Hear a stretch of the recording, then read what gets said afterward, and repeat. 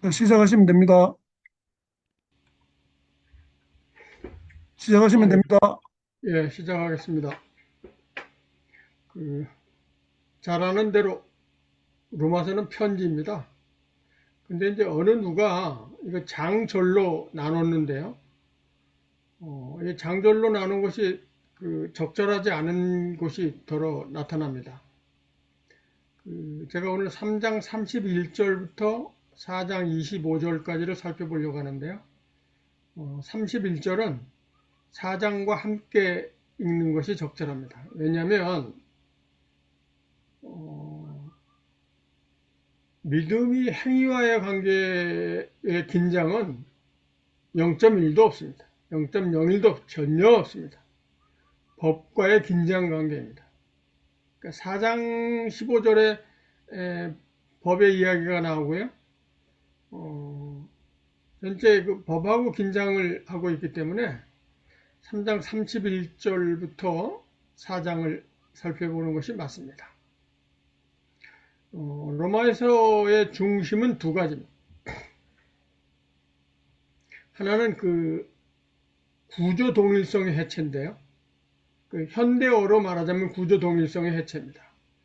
바울은 3장 28절에서 법으로는 하나님의 의를 이룰 수 없다. 이것이 중심이 전체가 아니라는 뜻입니다. 현대어로. 그러니까 유대인들이 가지고 있는 동일성을 해체하는 것이 3장 28절입니다. 법의 동일성의 중심이 아니다. 그게 전체일 수 없다. 예수님이 배제된 자, 소외된 자를 하나님 나라의 대상으로 삼고 하나님 나라를 시작한 것은 그 세리와 죄인들을 특별히 사랑해서라고 이렇게 말하는 것보다 그렇지 않습니다. 그걸 편향해서 그 사람들을 사랑해서 그렇다는 게 아닙니다.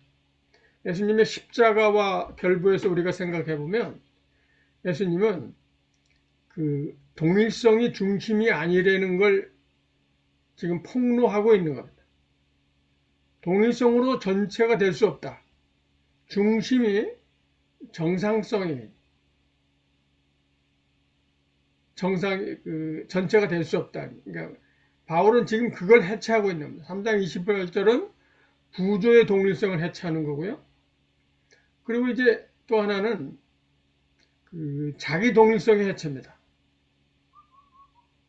우리 신학적 용어로는 자기 의에 대한 해체인데요. 오늘 우리가 살펴볼 4장 첫 번째 부분에가 이제 행업, 공적인데요. 공적의 해체. 그리고 또 하나는 7장에 가서 자기 의에 대해서 해체입니다.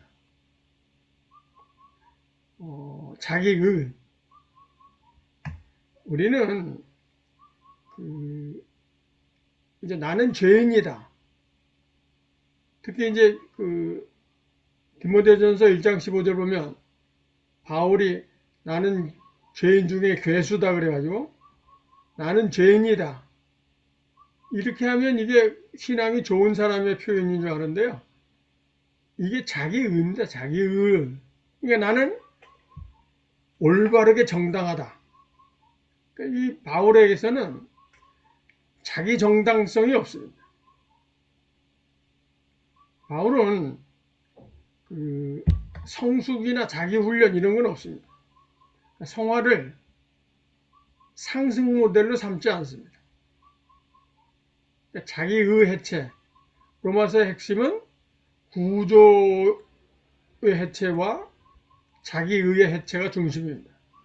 이걸 살펴보는 것이 우리의 목표입니다.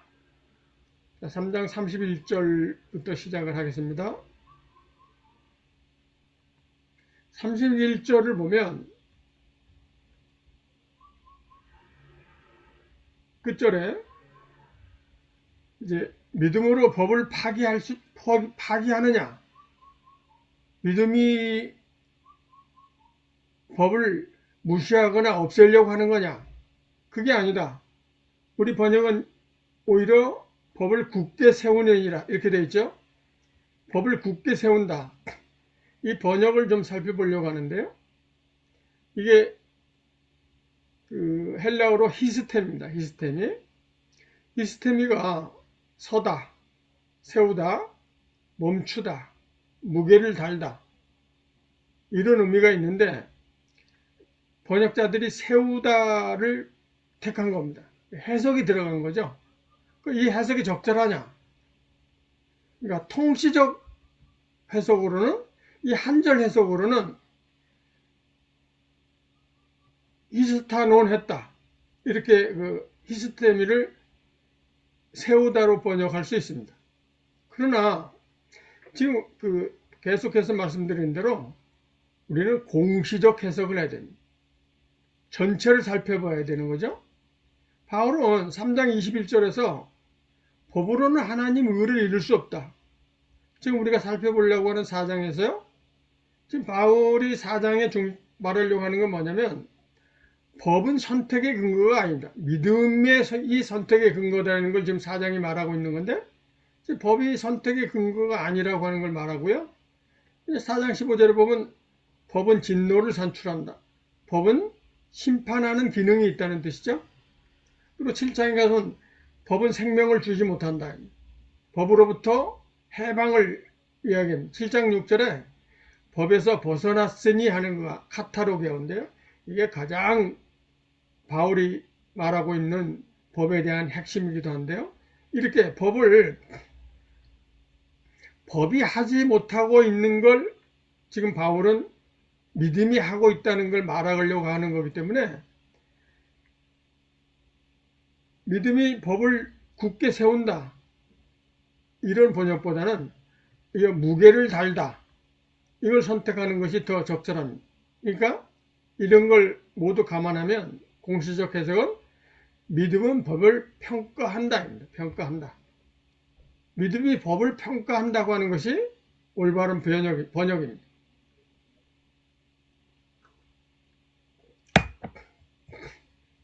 (3장 21절을) 다시 좀 돌아보면요.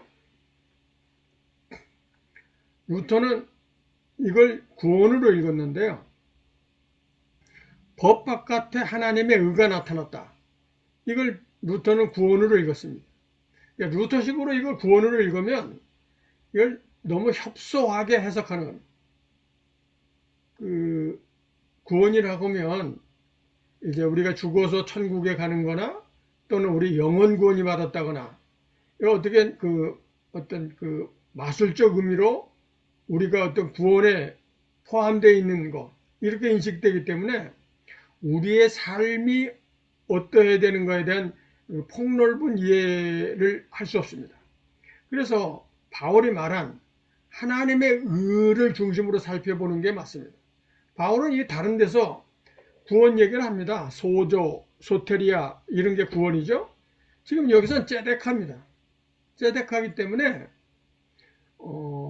지금 법에 하나님의 의가 나타났다. 그러니까 예수 그리스도가 나타났다. 이렇게 해도 좋고요. 하나님 나라가 나타났다. 이렇게 해도 좋습니다. 법 외에 법이 할 수 없는 하나님의 의가 나타난 겁니다. 이걸 하나님의 의를 중심으로 살펴보는 것이 적절하다. 이걸 구원으로 해석하는 건 하나의 방편일 수 있지만 바울이 말하려고 하는 건 아니다. 바울이 말하려고 하는 건 하나님의 의가 어떻게 이루어져 가고 있는가 하는 걸 지금 설명하고 있는 겁니다.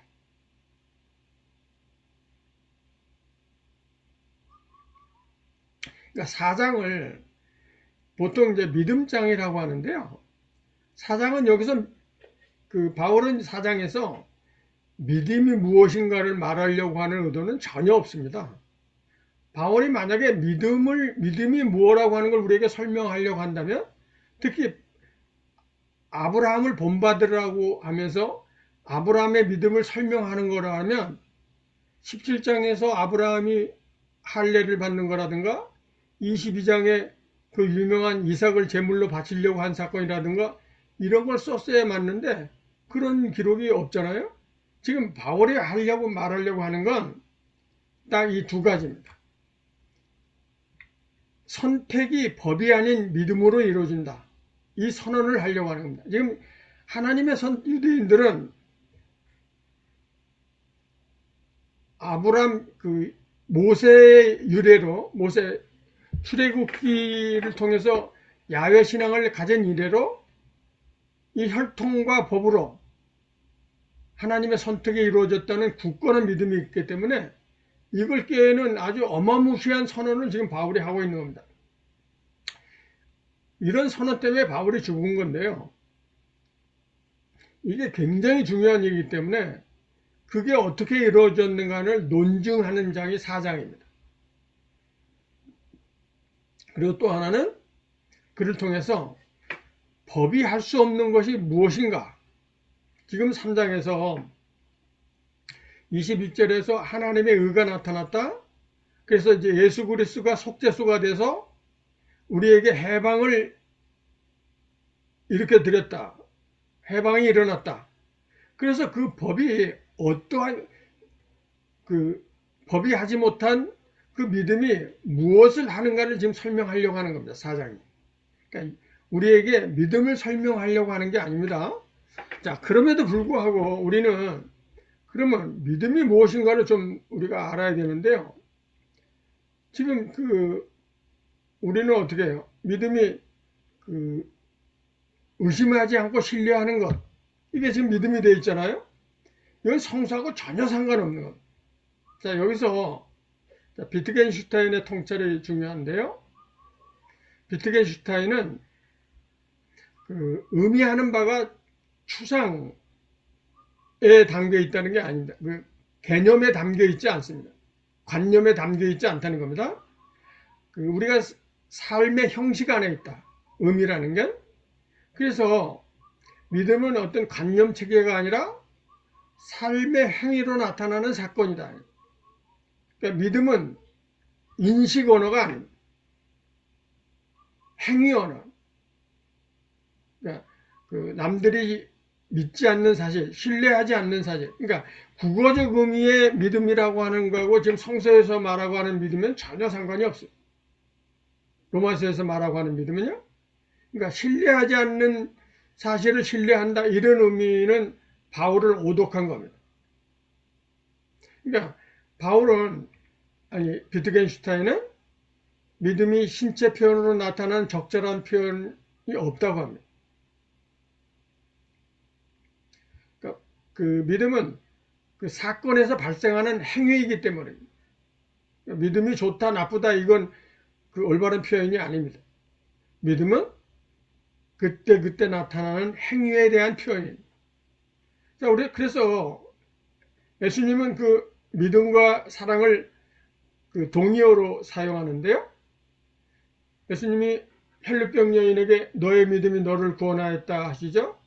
그럴 때 너의 믿음은 혈루병 여인이 지금 예수님을 처음 만난 건데 어떻게 나타났냐. 종교 간섭, 동일성이 요구하는 부정한 여인은 사람 앞에 나타나면 안 된다. 더더구나 남자 앞에 나타나면 안 된다. 이러한 관습을 깬 그 여인의 행위입니다. 그 행위가 지금 행위를 예수님은 혈루병 여인에게 너의 믿음이 너를 구원하였다 이렇게 말하는 겁니다. 예수님을 신뢰했기 때문에가 라고도 말할 수 있지만 그거보다는 그의 행위입니다. 왜냐하면 죄 많은 여인에게 예수님의 향유로 발을 닦고 머리에 향유를 부은 그 여인에게 너가 사랑이 많음으로 너가 구원받았다. 그 행동을 말하기 때문에 그렇습니다. 바울도 갈라디아서 5장 6절에 믿음은 사랑으로 역사한다. 이게 믿음은 사랑으로 나타난다, 표현된다 이런 의미죠. 그러니까 믿음은 행위 언어입니다. 행위 언어. 행위하고의 갈등 관계는 0.1도 없습니다. 자, 본문을 살펴봅니다. 그러니까 31절이 그렇게 믿음이라고 하는 건 법을 평가한다는 거고요. 자, 두 번째로 4장 1절 보면 아브라함이 무엇을 얻었다 하리요. 무엇을 얻었다 하리요죠. 예, 김금수 선생님의 로마서 주석을 보면 이게 행업입니다. 가톨릭 용어로 행업인데요. 우리로는 공적입니다. 공적. 아브라함의 공적이 있었냐 이렇게 반문하는 겁니다. 하나님이 아브라함을 선택하실 때 공적을 보지 않으셨다. 아브라함이 무엇을 얻었다 하는 게 아니다. 그러니까 모세의 법이 나타나기 400여 년 전에 아브라함이 법이 아니고 아브라함이 믿음으로 이제 의롭다함을 받게 되는데요. 여기서 믿음이라고 하는 거가 공적이 아니라는 겁니다. 앞서서 말씀드린 대로 자기의, 자기가 이룬 의가 아니라는 겁니다. 이게 공적은 자기 의입니다. 행업. 가톨릭 용어로 행업입니다. 근데 이 공적으로 의롭다함을 얻은 게 아니다. 1절입니다. 그러니까 자, 여기서 좀 짚고 넘어갈 게 뭐냐면요. 우리가 자꾸 믿음과 행위를 구분하게 되는데 일전에 아마 김정일 목사님이 바울이 좀 글을 좀 올바로 썼으면 얼마나 좋았겠냐. 왜 이렇게 논란이 나게 글을 썼냐. 저도 공감하는데요. 자, 3장 21절에 보면 그냥 법으로 의로움을 받지 못한다 이렇게 하지 않고 법의 행위로 의로움을 못 받는다 이렇게 돼 있어요. 그리고 4장 2절에 가서 행위로서 의롭다 함심을 받았다 하면 이렇게 돼요. 행위를 써놨어요. 그러니까 이런 행위를 바울이 안 썼으면 어땠을까? 자, 이건 한 절을 이렇게 읽어서 한 달. 그 2장 1절 우리가 판단하지 마라 읽을 때 아니 판단하지 않고 어떻게 사냐 사람이 이렇게 항의하는 사람이 있었죠. 그건 뭐야? 한 절을 법으로 읽어서 그렇습니다. 지금도 지금 이렇게 2절 한 절을 3장 28절 한 절, 2절을 읽으면 바울이 행위를 거부한 거 아니야? 이렇게 읽을 수 있습니다. 그러니까 그렇게 읽으면 안 되는 겁니다. 공시적으로 읽어야 돼. 여기서 행위를 말하는 게 아니라 그러니까 당시 이렇게 생각해 볼 수 있습니다.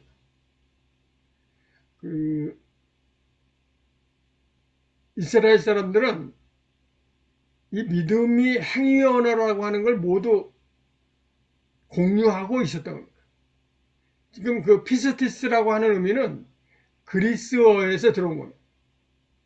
저기 가서 나오겠지만 그 에무나는 그 피스티스가 아닙니다. 신실한 행위입니다. 자, 4장 2절부터 8절은요. 거기서 보면 2절에 아브라함이 행위로서 의롭다함을 받지 않았다. 그렇게 받았다면 자랑할 게 어디 있냐? 하는데 아브라함의 이야기가 창세기 15장 6절인데요. 15장 6절에 이제 우리 번역에 또 하나님이 아브라함의 믿음을 의롭다 하시고 이렇게 믿음이 나와 있는데요. 그게 히브리어로 아만입니다. 아만인데 이 아만이 행위 언어입니다. 관계에 머물러 있다. 신실하게 관계에 머물러 있다. 굳게 서다. 이런 용어입니다. 아만이. 이사야 7장 9절 보면 너희가 굳게 믿지 아니하면 굳게 서지 못하리라 할 때에 이 굳게 서는 것. 이사야 7장 9절에 이게 아만입니다. 굳게 서는 것. 그러니까 신실한 관계입니다. 그러니까 의심하지 않고 신뢰하는 그런 의미가 아닙니다. 믿음이라고 하는 게요. 그러니까 믿음으로 의롭다함을 받았다 한 건 하나님과의 신실한 관계에 서 있다. 이런 의미입니다. 그리고 이제 우리가 살펴본 1장 17절의 그 믿음은 에무나인데 에무나도 이렇게 충실하게 성실하게 이런 그 부사입니다. 그러니까 믿음이 교리에 동의하는 것, 하나님, 예수님이 우리의 피로 우리를 구원하셨다. 이거를 신뢰하지 않으면 그리스도인이 아니다. 이건 성서하고 전혀 무관한 겁니다. 그냥 자기가 그렇게 생각하고 있는 겁니다. 믿음은 그런 데 쓰는 게 아니에요.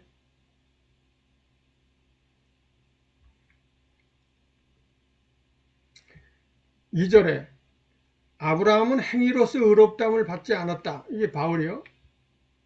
앞서서 이야기한 대로 제가 앞서서 빨리 이야기했네요. 다시 나오는데 말하자면 우리 문해력이 없는 후대 신학자들을 위해서 여기서 행업이라고 했어야 됩니다. 2절에.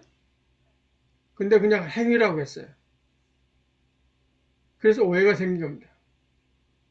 그러니까 당시 믿음이 곧 행위였기 때문에 바울이 그렇게 썼다. 저는 그렇게 생각합니다. 자, 4장 9절부터 14절입니다. 자, 여러분 16절을 보시면요. 자, 여기서 제가 좀 할 얘기가 많은데요. 16절을 한번 보시면 굉장히 중요한 구절입니다. 그러므로 상속자가 되는 그것이 은혜에 속하기 위하여 믿음으로 되나니 하나님의 상속자가 되는 게 믿음으로 되고 그 약속을 그 모든 후손에게 굳게 하려 하심이라. 율법이 속한 자에게 뿐만 아니라 아브라함의 믿음에 속한 자에게도 그러하니 아브라함은 우리 믿음의 조상이라. 그러니까 여기서 아브라함이 그 율법에 속한 자의 조상도 되고 율법에 속하지 않은 자의 조상도 된다는 겁니다. 자, 바울이 굉장히 어마무시한 지금 선언을 하는 겁니다. 동일성 안에 있는 사람들의 조상도 되고 동일성 안에 포함되지 못한 사람들의 조상도 된다. 당시 유대인들이 동의했을 리가 없습니다. 자, 오늘날도 이게 동의가 잘 안 될 텐데요. 자, 여기서 나중에 이걸로 토론을 안 했으면 좋겠는데요. 자, 그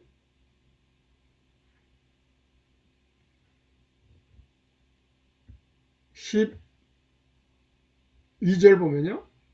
자, 여러분 12절을 다시 보시면 12절 보면 아브라함은 또 할례자의 조상이 되었나니 곧 할례 받은 자들에게뿐 아니라 우리 조상 아브라함이 무할례 시에 가졌던 믿음의 자치를 따르는 자들에게도 조상이 된다.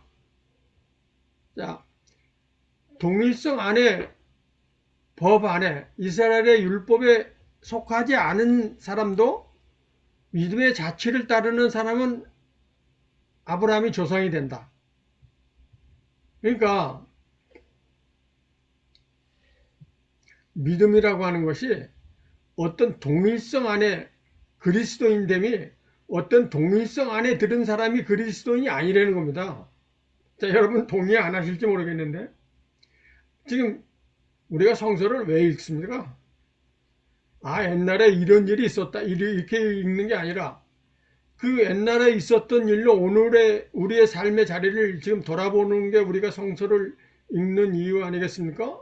지금 바울이 지금 이스라엘 사람들에게 율법 안에 있는 사람들의 조상만이 아니라 그 법에 의해서 따르는 사람, 하나님의 의를 따르러 가는 사람도 아브라함의 후손이다. 그 사람도 그리스도인이다. 이렇게 우리가 해석해야 맞는 겁니다. 그러니까 그 믿음이라는 것이 어떤 사건 앞에서 자기를 열어두는가, 그 사건에 내가 어떻게 참여하는가가 이게 그 기준이 되는 거지, 내가 어떤 동일성에 속해 있는 거가 기준이 아니라는 겁니다. 바울이 지금 하고 있는 말은. 이게 굉장히 중요한 말이죠. 우리가 교회에 속해 있다고 그리스도인이 아니라고 지금 바울이 말하고 있는 겁니다.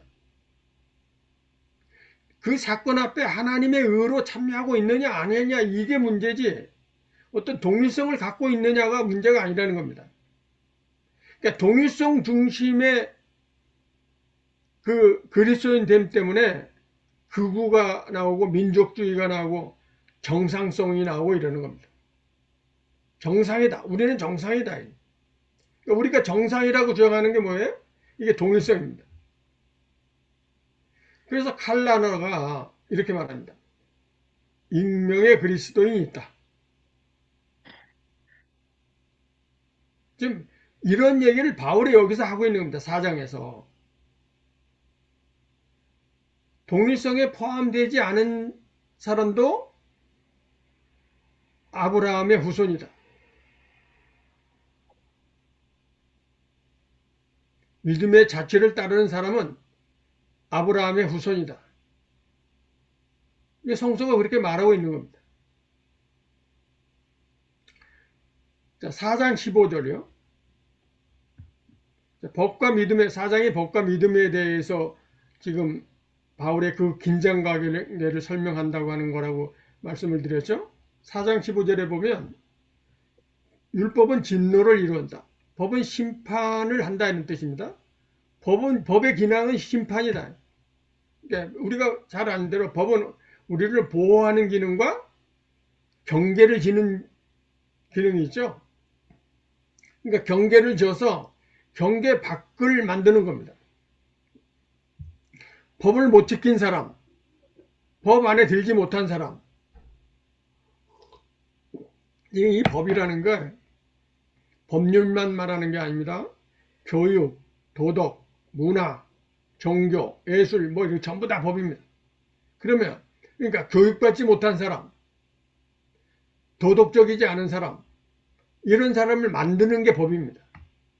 그래서 그런 독립성 안에 든 사람과 독립성 밖에 있는 사람을 구분하는 거죠. 그러니까 법은 그렇게 경계짓는 역할을 하고 있다.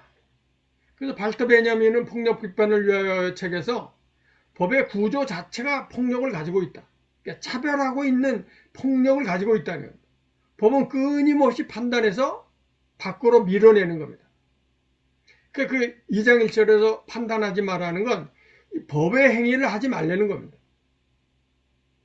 법의 구조 속에 담겨 있지 말아요. 이 4장의 핵심은 뭐냐면요. 바울이 하려고 말하는 핵심은 믿음은 법이 줄 수 없는 새로운 삶을 준다. 믿음만이 새 삶을 준다. 이게 4장의 핵심입니다. 갈라디아서 2장 19절을 보면요. 내가 율법으로 말미암아 율법에 대하여 죽었나니 이는 하나님에 대하여 살려 함이라. 그러니까 법은 죽는다는 겁니다. 2장 19절의 핵심이 법은 죽이는 건데 하나님에 대하여 내가 살려고 한다. 그러니까 법이 죽는다라고 하는 것. 법으로 말미암아 내가 죽는다. 자, 8장 6절에 보면요. 육신의 생각은 사망이고 영의 생각은 생명과 평화다. 로마서에서 제일 좋아하는 구절을 찾으라면 저는 이 8장 6절입니다. 자, 육신의 생각은 사망이다. 지금 법은 우리를 죽게 한다. 이게 이제 무슨 말이냐면 물리적 죽음을 말하는 게 아니고 프로이드와 락강이 말하는 죽음 충동입니다. 죽음 충동. 죽음 충동이 뭐냐면 이게 물리적 자살 충동을 말하는 게 아니고요. 내가 죽는 줄 알면서 내가 해로운 줄 알면서 그걸 계속 하는 걸 이게 죽음 충동입니다. 자, 해로운 줄 알면서 계속 하는 게 뭡니까? 차별하고 배제하는 거. 누구를 미워하는 거. 누구를 정죄하는 거. 이게 죽음 충동입니다. 이게 법이 나를 죽인다는 겁니다. 이건 살리는 일이 아닙니다. 그래서 바울은 육신의 생각은 사망이다. 4장의 중심은 이겁니다. 15절에서 법은 심판이라고 그러잖아요. 법은 곧 죽음입니다. 법에는 살리는 기능이 없습니다. 그러나 이제 17절에서 믿음의 행위를 하는 사람은 새로운 삶을 산다. 믿음만이 새 생명을 이룰 수 있다. 이게 바울이 지금 4장에서 말하고 싶은 겁니다. 4장 17절에 18절 19절에 이제 아브라함이 믿었기 때문에 사라의 죽은 태가 생명을 잉태했다. 새 생명을 낳았다. 그러니까 법이 할 수 없는 건 이겁니다. 새 생명. 자, 우리말에는 삶과 생명이 구분되어 있는데요. 영어는 이거 같은, 라이프는 사는 거하고 생명하고 생활하고 같은 말이에요. 이게 같은 의미입니다. 그러니까 이게 생명이라고 하는 거가 새 생명이라고 하는 거가 새로운 삶입니다. 새로운 삶. 자, 새로운 삶이 이게 하나님의 계속 창조입니다. 자, 토마스 아퀴나스가요, 하나님이 일하시는 계속 창조의 근거 본문을 두 가지로 택하는데요. 우리가 지금 방금 살펴본 지금 4장 17절에 이렇게 되어 있죠. 기록된 바 내가 너를 많은 민족의 조상으로 세웠다 하신 것 같으니 그가 믿은 바 하나님은 죽은 자를 살리시며 없는 것을 있는 것으로 부르신다. 죽은 자를 살리신다. 이걸 계속 창조의 근거 본문으로 삼는다. 이거하고 요한복음 5장 17절에 아버지가 일하시니 나도 일하신다. 이걸 근거 본문으로 삼습니다. 하나님이 계속 창조한다고 하고 있다는 겁니다. 자, 진화를 거부한다면 그 과학자들이 말하는 용어는 진화고요. 우리가 사용하는 용어는 이 계속 창조입니다. 아퀴나스 번역은 가톨릭의 책들은 재창조로 되어 있는데요. 지금 그걸 이제 개신교 신학자들이 계속 창조라고 읽자고 해서 제가 계속 창조로 썼는데요. 자, 진화를 거부하는 게 이제 합신교단인데요. 이번에 성결교단이 그 불행한 일을 저질렀죠. 정말 어처구니 없습니다. 그러니까 계속 창조라고 하면 됩니다. 이게 계속 창조. 그게 싫으면 하나님이 계속 창조한다. 그래서 기독교의 비극이 뭐냐면요. 종교개혁자들이 그 앞서 500년 동안 발전시켜온 스콜라 신학을 거부한 겁니다. 스콜라 신학을 거부하고 토마스 아퀴나스의 이런 신학들을 거부하고 그 500년 전 앞에 아우구스tin 신학으로 갔기 때문에 그 발전된 그 이성이라든가 인간의 의미라든가 자연이라든가 이런 의미를 연구한 걸 모두 거부한 겁니다. 지금 그 개신교가 그 스콜라 신학조차도 받아들이지 않기 때문에 지금 이 진화를 거부하는 사태가 나오는 겁니다. 토마스 아퀴나스가 1500년 전에 벌써 이렇게 1000년 전이죠? 계속 창조를 말했습니다. 4장 24절부터 25절까지가요. 믿음을 통해 새로운 삶을 주시는 하나님의 은은 십자가와 부활로 증명된다는 겁니다. 자, 복음서는 하나님 나라를 말하고 바울은 예수의 십자가와 부활을 말했다. 이렇게 구분하는 건 바울을 오독한 겁니다. 바울은 십자가와 부활에 믿기지 않으니까 십자가와 부활을 믿으라 이런 구절은 한 구절도 없어요. 다 자기가 주장하고 있는 것의 정당성을 십자가와 부활에서 찾는 겁니다. 지금 우리 본문에서 보듯이 고린도전서는 지혜와 유대의 선택사상을 무력화시키기 위해서 십자가와 부활을 강조하는 거고요.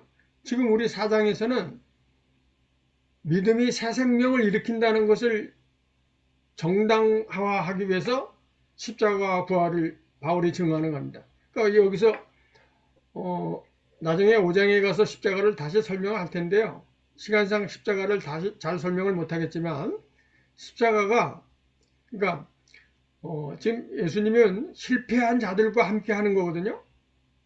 실패한 자들이 다시 살게 하는 겁니다. 세리와 성매매 여인과 천대받던 여인과 이런 사마리아 여인, 이런 여인들에게 새로운 삶을 주는 거잖아요. 그러니까 실패한 사람들과 함께하는 의미로 예수도 실패하고 그 실패가 정당하다고 하는 것을 증명하기 위해서 부활이 있는 겁니다. 그러니까 십자가가 새로운 삶을 일으키는 정당성을 확보하기 위해서 지금 십자가를 말하는 거지 믿기지 않는 십자가와 부활을 믿으라는 게 아닙니다. 그러니까 이 십자가가 계속해서 말씀하는 대로 중심이 가지고 있는 동일성의 악을 폭로하는 겁니다. 그러니까 예수님이 실패함으로써만 그러니까 정당한 정상성, 가장 정당한 종교, 가장 정당한 정치가 죄 없는 한 사람을 죽였잖아요. 그러니까 예수가 그 실패를 보여줘야만이 그 중심이 가지고 있는 악이 폭로되는 겁니다. 그래서 예수의 실패입니다.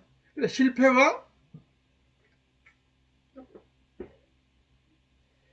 부활로 그 실패가 실패가 아니라는 걸 이제 입증하는 겁니다. 그래야만이 하나님의 전체가 평화를 얻을 수 있다. 이런 겁니다.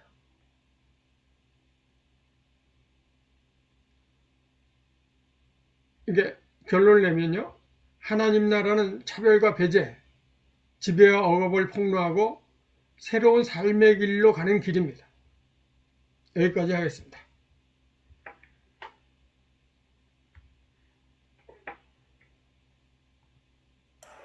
네. 수고했습니다. 감사합니다. 오늘 이야기가 이해하기에 쉽지는 않은 내용인 것 같습니다. 네. 나중에 우리 녹화된 걸 다시 또 계속 반복해서 들으면서 바울이 이야기한 올바른 그 믿음에 대한 그런 이야기를 잘 이해를 해야 될 것 같은데, 한 가지 먼저 그 질문이 거기 가톨릭에서 이제 행위라는 말 아니고 안 쓰고 행업이라고 이제 쓴다고 돼 있는데, 그 국어 사전에 찾아보면은 그 행업을 이제 불교에서 쓰는 용어로 그렇게 이제 설명을 하고 있거든요.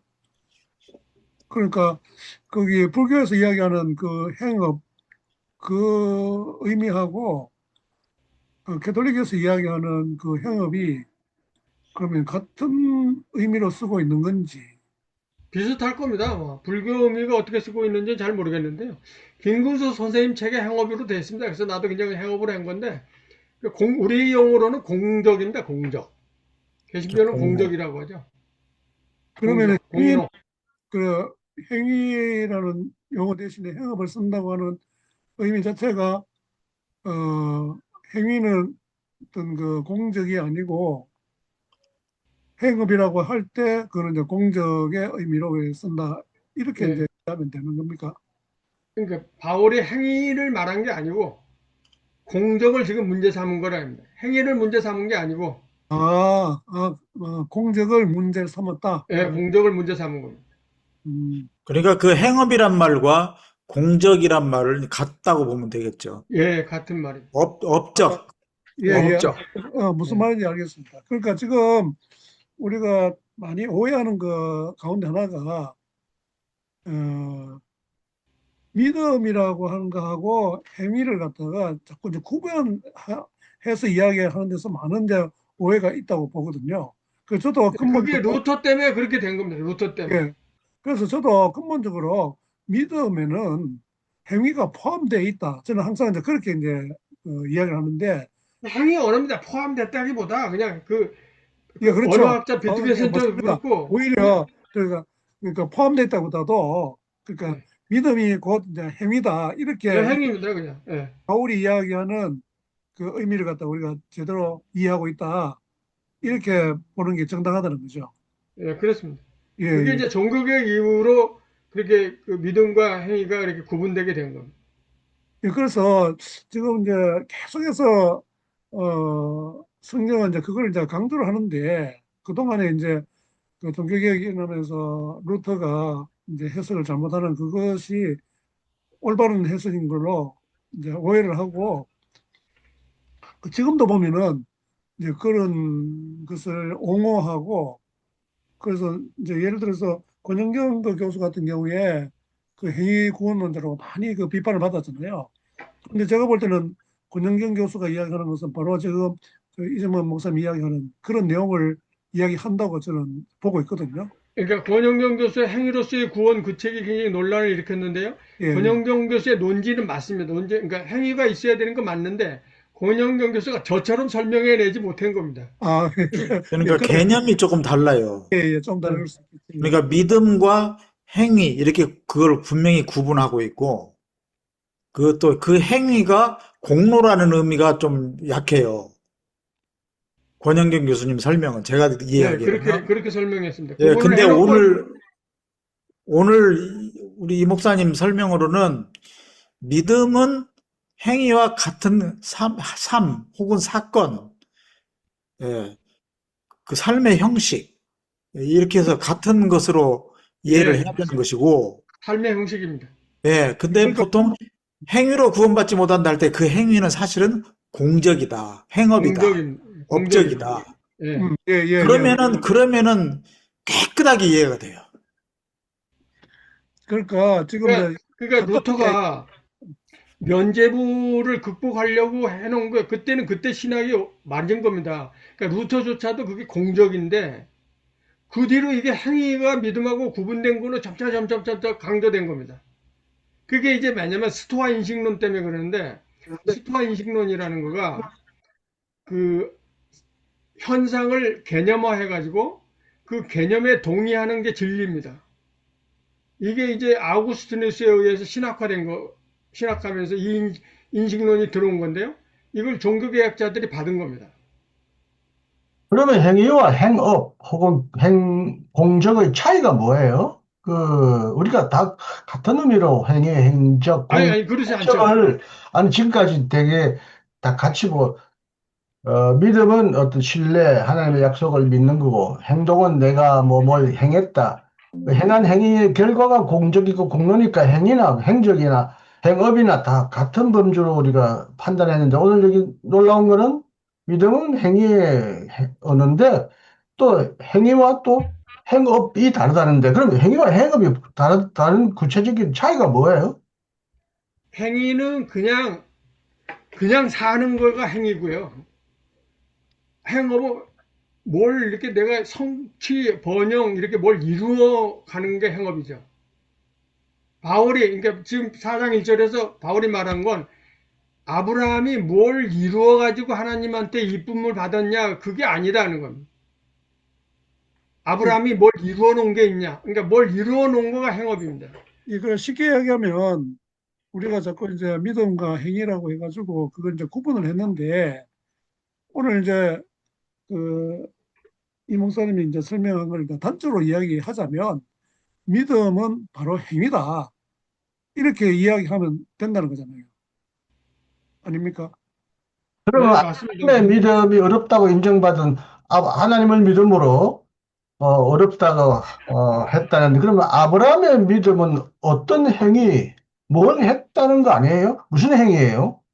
아들을 아브라함이 바쳤다, 이삭을 바쳤다. 그거 행위잖아요. 그건 22장에 가서 나오니까 훨씬 후대고요. 예. 15장은 14장에 뭐냐면 그 자기 조카가 그 5명 왕에게 붙들려 가니까 300명을 데리고 가서 죽을 동살동 쫓아가서 구해 갖고 왔어요. 그러니까 그 하란에서 출발해서 와서 그렇게 그 성실하게 조카를 살리고 자기도 살고 하는 이런 사는 겁니다. 사는 거. 하나님과의 관계 속에서 하나님과 신실한 관계 속에서 사는 걸 믿음인 거지 아만이 그게 아만입니다. 그러니까 아까 제가 설명한 대로 관계가 견고하다. 견고한 관계 이게 아만입니다. 그러니까 의심하지 않고 믿는 게 아니에요. 쉽게 이야기하면 믿음이 있다고 하면서 어떤 그것이 어떤 삶의 어떤 양태로 어떤 행위로 나타나지 않으면은 그거는 이제 성경적인 어떤 믿음의 개념이 아니다. 이렇게 아니죠. 예, 이제 그렇게 네, 설명할 수 그렇습니다. 있다는 거죠. 예, 예. 네. 예, 오늘 뭐 이야기 이제 분명히 이해됐습니다. 그러니까 아만과 에므라가 아만 이스라엘이 그러니까 피스티스는 그리스어고요. 그러니까 그 이스라엘에는 의심하지 않고 신뢰한다는 단어 자체가 없습니다. 하나님을 의심하지 않고 신뢰한다는 단어가 없어요. 이게 그래서 불가능하니까, 애초부터. 예, 그러니까 에므나를 피스티스로 이렇게 번역을 한 거가 이게 문제가 걸린 거예요. 근데 제가 머리가 나빠서 그런지 모르겠는데, 사는 건데, 살아있는 게 그냥 밥 먹고 숨 쉬고 살아있다가 아니지 않겠어요? 삶의 생명은 모든 게 움직이는 활동하는 개체가 생명인 체인데, 살아있다는 것이 행위이고, 뭔가 이루어내는 게 행적이다. 그렇게 구분하셔서 이해가 되는 듯 하지만, 살아있으면 뭔가 행위를 하고 행위의 결과로서 내가 업적을 쌓겠다, 내가 잘했다, 자랑하려고 해서가 아니라 뭔가 선한 행위를 하잖아요. 선한 행위를 하면 그 선한 업적이 되잖아요. 그래서 그러니까 그 자체가 믿음에 왜곡된 겁니다. 지금 교수님 말씀하시는 그 자체가 제가 예를 하나 드릴까요? 제가 음, 청년 때 읽은 건데 캔터베리 대성당을 낙성할 때 기자가 그 대성당 주교에게 주교님은 하나님이 계시다고 하는 걸 어떻게 믿습니까? 하고 물어봤어요. 그랬더니 그 주교가 뭐라고 대답했냐면 나는 내 친구가 인도의 사막에서 수도원에서 정신지체 장애에게 글을 가르쳐 있는데 40년 동안 글을 가르쳤는데 한 명도 글을 깨달은 아이가 없다. 그런데 지금도 가르치고 있다. 그래서 나 하나님이 계신지 안다. 하나님이 안 계시면 그 친구가 어떻게 그 일을 하겠냐 그런 얘기예요. 그러니까 무엇을 이룬다고 하는 건 우리가 자본주의 때문에 왜곡된 거지. 지금 사상 일절은 지금 그걸 깨치는 겁니다. 아브라함이 무슨 업적을 만들었냐? 그렇지 않다는 게 이제 사상 일절입니다. 그거 이제 김근수 선생님이 그걸 강조한 건데요. 로마서 주석에서. 그게 행업이라는 거네. 행위와 행업이 구분돼야 된다는 게 김근수 선생님의 주장입니다. 김근수 선생님의 내 책 보고 이걸 깨달은 겁니다. 그러니까 쉽게 이야기해서 그 어떤 용어를 쓸 때 어떤 그 개념을 포함하고 있는지 그 함의가 뭔지 이걸 갖다가 정확하게 설정을 하고 우리가 이제 그걸 이해를 해야 되는데 지금 이제 그 이 목사님이 하신 작업은 그거를 이제 올바른 이제 그런 그 의미가 뭔가 믿음이라고 하는 용어의 올바른 의미가 뭔가를 지금 이제 밝혀내는 작업을 하고 계신 거잖아요. 쉽게 이야기하면. 네, 예, 그렇습니다. 예, 저는 뭐 오늘 그거로 이제 더 이해가 됐습니다. 그러니까 이렇게 이해가 됩니다.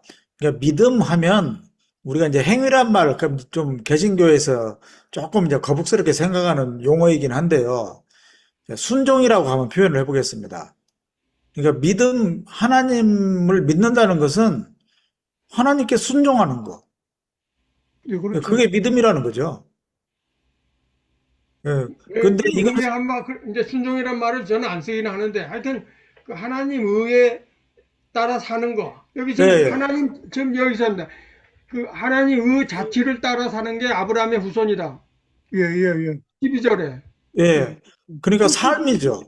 예. 믿음은 바로 삶이라는 거예요. 믿음 자체가. 예, 그 제가 오늘 이야기한 게 핵심이 그겁니다. 네. 근데 자꾸 이것을 믿음과 행위 이렇게 분리하면은 막 자꾸 개념에 혼동이 오는데 조금 더 세게 해서 행위란 말 빼버리고 공적, 공로, 예, 혹은 행업도 괜찮은 개념인 것 같아요. 업적을 세운다 이런 뜻이니까요. 그래서 그런 것으로는 의롭다함을 아니다. 얻을 수 없다. 예, 예, 예, 그렇게, 그러면 뭐 그냥 바로 에베소서 2장 8절과 9절에 있는 말씀하고도 일맥상통하는 것 같아요. 예, 너희가 그렇습니다. 믿음으로 말미암아 은혜를, 구원 은혜를, 얻었나니 어, 행위로 말미암음이 아니라 예, 행위로 하면 자랑하기 때문이다. 이게 자랑은 예, 영적이니까요. 예, 그렇습니다. 예, 그러니까 지금 아까 얘기했지만, 김병일 목사님 말씀인데, 바울이 이게 참 헷갈리게 썼다. 그러니까 행위자를 안 썼어야 맞는 건데, 예. 그냥 다 공적이라고 썼으면 얼마나 좋았을까. 그런데 그 율법의 행위라고 이렇게 행위를 썼어요. 그러니까 그때는 믿음이 그냥 행위이기 때문에 그랬던 겁니다. 네, 그래도 우리를 위해서 가로 열고 공적 이렇게 딱 써놓으면은 예, 2000년 뒤를 위해서. 바울이 믿음이니 행위니 공직이란 말 쓸 리가 없죠. 우리나라 사람이 아닌데 우리나라 말을 알겠어요. 근데 헬라어로 썼죠. 번역하는 과정에서 뭐 이렇게 세분화된 건데 그건 그렇다 치고 한 가지 질문 또 해봅시다. 믿음으로 얻게 된다 하고 4장 3절에 말하고 또 19절에는 하나님의 약속을 믿고 심지 않으니 확신하느니 하나님이 이걸 보고 그를 어렵게 여기셨다. 뭐 그건 뭐 바울의 일관된 주장인데 25절에서 도저히 이해할 수 없는 말을 해요. 예수는 우리의 범죄 때문에 죽임을 당했다. 뭐 그게 뭐 어떤 의미든 대속 형벌이든 어려운 일을 하다가 뭐 고통을 당하든 그건 뭐 신학적인 의미를 부여하지 말고 어쨌든 우리의 범죄를 위해 우리 범죄 대신에 어쨌든 억울하게 죽으셨다는데 그 다음에 나오는 게 이해가 안 되는 게 우리를 어렵게 하시려고 살아나셨다. 예수가 억울하게 죽었지만 예수가 옳았다는 걸 증명하려고 예수님은 그를 죽은 자 가운데 살렸기 때문에 그를 어렵게 하시려고 살아나셨다 하고 번역해야 되는 본문이 아니에요? 그러면 예수가 우리를 어렵게 하고 살아나셨다. 그럼 살아나시면 우리는 어렵게 된 거죠, 뭐. 그러면 뭐, 앞에는 그것이 믿음으로 어렵게 된다, 확신하니까 확신을 보고 어렵게 된다는데 여기는 또 갑자기 우리의 믿음과 확신과 상관없이 예수가 부활하신 것은 우리를 어렵게 하기 위한 것이다. 그러면 이제 다른 부분에도 바울은 너희가 예수를 주라 믿고 죽은 자가 가운데서 부활하셨다고 믿으면 그때는 이제 구원을 받으라고 했으니까 구원을 받는다는 말과 어렵다 하는 말이 좀 어휘상 다르다고 할 수 있다 하더라도 여기 보면 예수가 번뇌 때문에 죽었지만 그를 살리셔서 그를 어렵다고 인정하셨다라고 해야 옳은 말이지 왜 갑자기 예수가 들어가야 될 자리를 우리를 어렵게 하셨다고 살아났다냐는 말이 잘 이해가 안 된다 이거지. 제가 설명을 할게요. 해명이 되겠어요? 잠깐 강의 때 잠깐 설명을 했는데요. 그 부분 저도 생각을 하고 있었습니다. 그게 뭐냐면 자, 우선은 의롭다고 하는 거가 의롭다는 게 우리가 도덕적으로 뭐 그거는 뭐 옳고, 예. 무고한 사람이 아니고요. 일단 예, 예. 의롭다는 게 하나님의 의에 이루어서 이렇게 하나님 신실한 관계를 맺었다는 거고요. 네. 그게 뭐냐면 그러니까 이제 왜 십자가가 나온다고 저는 생각하냐면요. 이 4장에서 지금 바울은 계속 말씀드린 대로 예수님이 실패한 사람들과 함께 하는 겁니다. 실패한 사람. 그러니까 그 중심부, 정당성 이런 것들이 실패한 사람들이 죽었다 다시 살아나는 것. 죽었다 다시 살아난다는 게 물리적으로 죽는 게 말하는 거 아닙니다. 사마리아 여인처럼 죽었는데 그 삶이 전에는 죽은 삶이었는데 새로운 삶을 사는 것. 이렇게 될 때 중심부의 악이 폭로되는 겁니다. 그러니까 예수가 십자가에서 우리와 실패한 사람들과 함께 한 입장으로 있어야만 이 중심부가 폭로된다는 겁니다. 예수가 지금 그 거점화하고 자본화하고 이렇게 어떤 오늘날 교회처럼 무슨 이렇게 사람을 모아서 뭘 했다면 이건 예수가 실패한 게 아니죠. 예수는 그냥 우리와 실패한 사람과 같이 있어서 그분이 죽었기 때문에 정당하다고 생각하는 구조학이 폭로됐다는 겁니다. 그러면 예수의 행위가 어렵다가 그래서 우리가 의로움을 얻었다는 겁니다. 실패한 사람들이 의로움을 얻는다는 겁니다. 의로움을 얻는다는 거가 도덕적으로 말하는 게 아니고 그건 알겠는데요. 예, 하나님의 의 속에서 새로운 삶을 사는 겁니다. 그러니까 예수가 십자가에서 죽으셨기 때문에 그러니까 이제 이런 겁니다. 반복해서 말하지만 예수가 우리들 생각으로 성공했다면 이렇게 막 큰 교회를 짓고 막 이렇게 군사를 양성하고 하다가 그렇다고 뭐 혁명을 한다고 해서 세상이 바뀌는 것도 아니고 예수의 방법은 독특한데 실패한 사람들과 함께 죽음으로써 그들을 살렸다는 겁니다. 그 여기는 죽어서 살린 게 아니라 그가 부활했다고 하는 거 아니에요. 어렵게 하시려고 살아나셨단 말은 부활을 말하잖아요. 부활하게 하신 것은 하나님이 그가 불의한 자로 낙인 찍혀 죽임을 당했지만 그를 죽인 자 가운데서 살리심으로써 그의 행위가 옳았다. 하나님이 그의 편에 서셨다. 예수가 의롭다는 걸 입증하려고 부활하셨다라고 말하면 좀 사회적 콘텍스트로 정치적 해석으로 이해가 되는데 보통 이제 형벌 대속서를 자꾸 생각하게 되면 사실은 속죄 제물 드려서 제 형벌을 제물에게 전가함으로써 우리는 죄로부터 사함을 받았다. 흔히 말해 보혈의 공로로 제사함 받았다. 보혈의 피밖에 없네. 보혈의 피 하면 그걸로 어렵게 된 거예요. 바울 모트만도 그런 얘기 했는데 속죄 제물은 부활할 필요도 없고 부활한 적이 없어요. 속죄 제물로 말미암아 그냥 그 속죄 제물의 희생으로 말미암아 그 대가로 우리를 어렵다고 됐어요. 그러니까 사실은 대속 형벌설이 바울의 신학으로 보면 안 맞죠. 또 부활하지 않으면 여기는 예수가 어렵게 된다는 게 아니라 우리도 어렵게 안 되는 거예요. 예수의 부활이 우리를 어렵게 하는 사건이 된다고 말하지만 그런 의미에서 바울의 이론을 끄집어내 가지고 바울은 대속 형벌설 주장했다고 말할 필요는 없을 것 같아요. 구약의 제사 제물은 부활할 필요도 없고 부활 안 해도 죽인 그 자체가 우리 대신에 형벌을 지는 대속적인 행위이기 때문에 그거로서 어렵게 하는 거거든요. 아, 그렇습니다. 저도 십자가를 봐야 된다는 겁니다. 부활까지가 아니고, 그러니까 음. 십자가가 부활의 조건이 아닙니다. 아, 근데 여기는 살아나셨다는 말을 하는 거는 부활이잖아요. 25절 마지막은. 그게 예, 이제 그거는, 그러니까 십자가로만 끝났으면 그 정당성이 확보되지 않는 거죠. 부활했으니까 이제 제자들이 따라오고 다시 일어난 거죠. 아, 그러니까 예수가 정당했다. 예수가 어렵다고 해야 되는 게 아니냐 이거지. 왜 여기가 그래서 예수, 부활이 그 정당성을 확보하는 겁니다. 제가 한 근데 말씀 드려보겠습니다. 예, 한마디만. 그러니까 예수가 정당했기 때문에 예수를 따르는 사람도 더불어 그냥 어렵다고 정당하다. 한다라는 예. 어떤 큰 맥락층에서 그런 표현을 쓴 거예요. 하여튼 나는 그렇다고 봐야죠. 이제는 우리를 어렵게 하시려고 아니라 예수를 어렵게 하시려고 예수가 살아났다 해야 맞는 말인 것 같은데 하여튼 바울은 너무 심오하고 예, 모르겠어요. 예, 한번 말씀하세요. 제가 한 말씀 드려볼게요. 네. 이 4장 25절이 음, 고린도 전서에 나오는 음. 초기 교회의 전승이라고 하더라고요. 누가 그래요? 아, 그래요?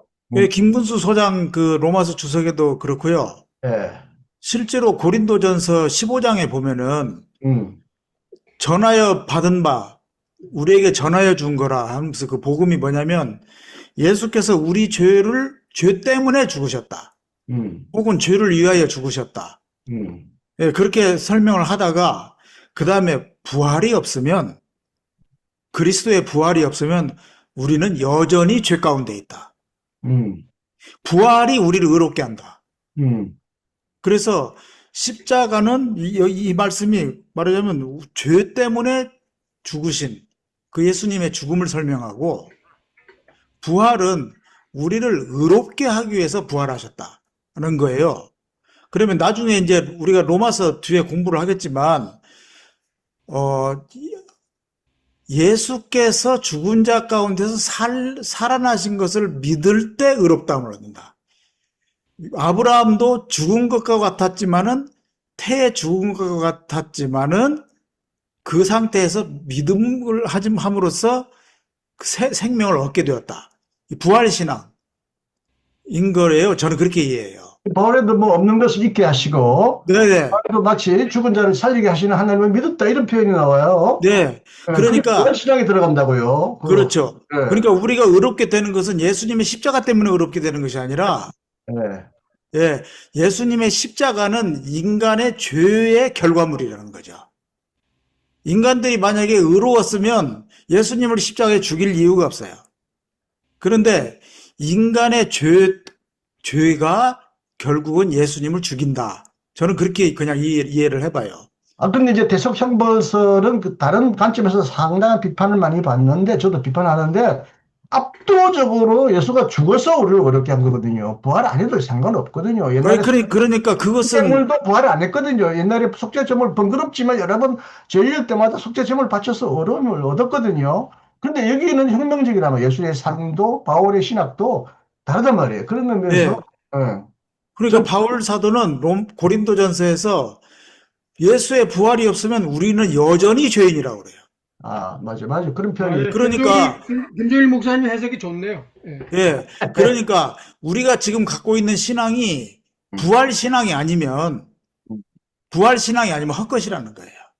예수님이 내 대신 아까 제가 말씀드린 대로 뭐 어렵게 된다는 거하고 구원받는다는 걸 자꾸 구분하니까 나는 이게 같은 말이니 우리도 많은 사람들이 같이 동의를 해요. 루터 신학 이후로 어렵다는 말이 곧 죄 용서고 죄 용서가 곧 구원이라고 동일시하기 때문에 이것도 범주상 구분이 안 되고 혼란스럽긴 했는데 바울도 나중에 다른 부분에는 예수가 주가 되시고 죽은 자 가운데서 다시 살리셨다는 것을 믿는 자는 구원을 받으리라는 본문이 있어요. 예. 몇 절이지? 그 기억이 안 나는데. 그리고 또 마음으로 믿어 바로 달렸다고 부활은 말하죠, 바울이. 그러니까 마음으로 믿어 의에 이르고 입으로 시인하여 구원에 이르느냐 할 때 의, 구원 이게 병행법이란 말이죠.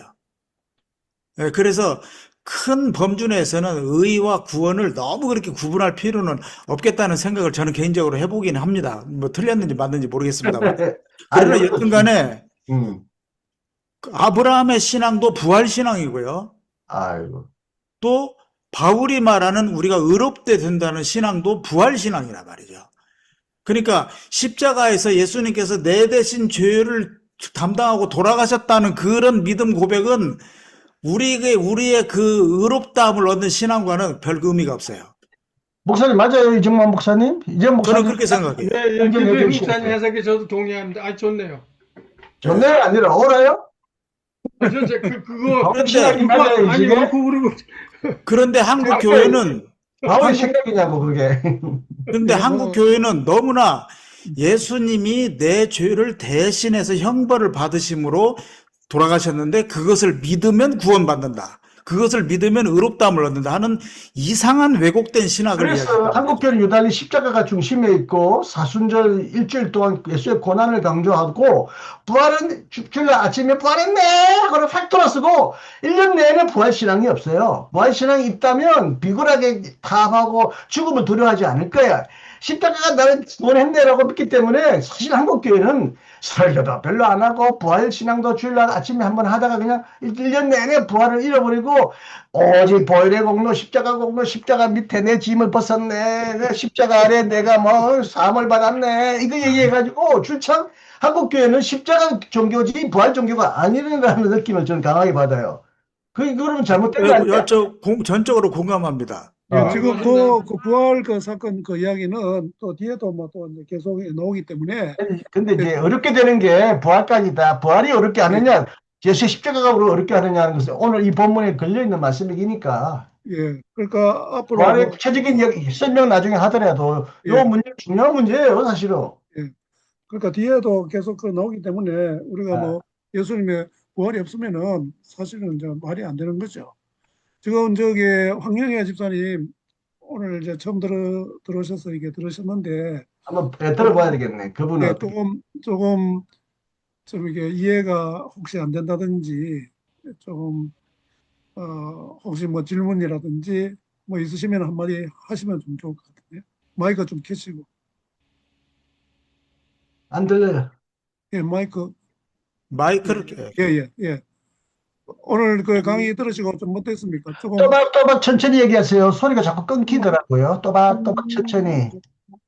오늘 뭐 이해는 다 되셨는지 모르겠는데 아마 네, 예, 귀하신 목사님들의 논쟁을 듣고 있으니까 그래도 알고 있는 내용들을 다 조목조목 말씀해 주시니까 예, 공감은 다 오고요. 예. 공감이 되고요. 그리고 예, 2년 동안이지만 고신대에서 신학 공부하면서 예, 들었던 내용들도 더해지니까 예, 되게 행복했습니다. 듣는 마음이. 예, 감사합니다. 예. 이거 그래, 예. 의심이나 질문이 없어, 예. 네, 없어요. 예. 없어요. 예, 오래간만에 부산 사투리 비슷한 느낌을 받아서 정겨웠습니다. 그래, 서울, 예. 부산, 대구 세 개 도시를 살았어요. 아, 서울, 부산, 대구. 서울 부산대고 우리 예, 종태거인님은 고향 노래 대구예요. 지그시 감으시고 종태거인님은 명상하시나 주무시나 지난 시간에 예, 우리 많이 하셨는데 오늘 가만 계시네. 우리 한종택 목사님 맞죠? 아, 한종택. 예. 예. 그런데 제가 아주 거기 좀 조심스러운 말씀인데요. 그 자세를 네. 좀 이게 카메라에 다 나오기 때문에 뭐 다리가 이렇게 나오고 아, 지난번에 이번에 머스크가 만든 안경이에요? 여기 안경에 이거요. 마이크가 눈이 달려 눈이 있어요? 안 좋아가지고 돋보기예요. 아, 마이크는 어디 있어요? 예, 아니 그래 그거는 지금 상관이 없는데 이 다리가 하는 거가 나오고 하니까 지난번에도 그랬거든요. 아주 제가 죄송스러운 말씀인데 이거 많은 사람들이 보기 예. 때문에 좀 신경 써주시면 좋겠습니다. 이거 다음 전 세계가 보고 있습니다. 예, 이게 봅니다. 다 화면에 나오기 때문에 좀 이제 얼굴을 유튜브로 조금이라도 나가니까요. 보겠습니다. 예, 죄송합니다. 예. 아, 근데 안경 오른쪽에 달린 게 그거 뭐예요? 마이크 아니에요? 뭐예요, 그게? 이거요 마이크가 아니고 이건 그냥 돋보기인데 그죠? 좀 눈이 안 좋아가지고. 아니, 돋보기는 아는데 그 태가 여기 오른쪽에 뭐 하나 붙어 이게 원래 이거 불 나오는 게 뭐예요? 저녁에 어두울 아, 때 이거 불 라이트예요? 나와가지고 그래야 챙기는 되구나. 거예요. 예. 예, 특수 안경인 것 같습니다. 예. 아까 이신공 교수님 말씀하신 바울의 입장은 그러니까 살리는 것, 그 우리의 삶이 새로운 삶이 사는 것, 그러면서 정점이 이제 예수가 살았으니까 우리를 살기 위해서 그러니까 그 부활이 말하자면 우리의 의를 살리는 거가 25절의 정점이 맞네. 바울의 입장은 그 김정일 목사님 설명이 맞는 겁니다. 예, 바울의 그래서 하나 더 덧붙여 본다면요. 바울 사도께서 종종 내가 십자가 이외에는 아무것도 알지 않기로 했다 할 때 그 십자가는 전체적인 맥락을 다 보면 부활을 포함한 거라고 읽어야 된다고 하더라고요. 그렇죠. 예. 근데 이것을 내가 십자가는 십자가로 하나- 함께 못 박혔다. 내가 그리스도와 연합하여 같이 예수처럼 나도 죽었다. 그리고 살았다. 살리심에 연합하여 나도 다시 살리심을 받을 것이다. 네. 그 그러니까 연합. 바울의 아니- 십자가라는 용어는 부활을 반드시 거기다 포함시켜야 된다는 거예요. 이제 지금 우리 로마서 4장 25절은 지금 새로운 삶, 아브라함을 통해서 믿음을 통해서 우리가 새로운 삶을 산다. 사라가 새로운 삶에 잉태했다. 그래서 예수가 죽었다 살아난 거가 이제 우리가 그걸 증거하는 거다는 거고요. 지금 부활을 고린도에서 그 십자가를 강조하는 건 그러니까 계속 말씀드리지만 지혜, 그러니까 지배하고 억압하는 이 지혜, 동일성 중심의 지혜, 이스라엘의 선택 사상, 어떤 법, 이거를 그죠? 무너뜨리기 위해서 십자가를 말하는 겁니다. 그거를 다른 개념으로 말하면 이제 법이라는 거 아니겠습니까? 그죠? 예. 그러니까 법입니다.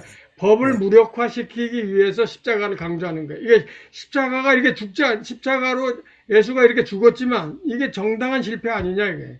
이러면서 그 악이 폭로되지 않았냐 이런 거. 목사님께 자꾸 듣다 보니까 이제 막 들어와요. 이렇게 율법으로 보면 개념은. 신을 못 어간 자고 율법을 범한 자로서 죽었잖아요. 예수는 그 당시 율법주의자들 보면 율법을 가장 심하게 모독하고 율법을 어긴 자였잖아요. 지가 감히 뭐 죄인을 용서한다 그러고 감히 하나님 자처하고 뭐 예루살렘 무너뜨린다, 뭐 3일 만에 무너뜨리겠다, 뭐 이런 소리 하셨던 예수님은 율법의 저주를 받은 자로서 죽었지만 그를 살리심으로써 그를 옳다고 인정하셨다는 기록도 있어요. 근데 그러나 그와 더불어 그의 부활의 어려움과 더불어 우리도 함께 어려움을 얻고 구원을 얻는다. 연합하여 막 이렇게 크게 생각하면 이해가 되기는 할 것 같아요. 한 가지 첨부하면요. 그 마태복음 23장 2절에 이제 제자들이 반대를 무릅쓰고 예루살렘에 죽으러 온 거잖아요.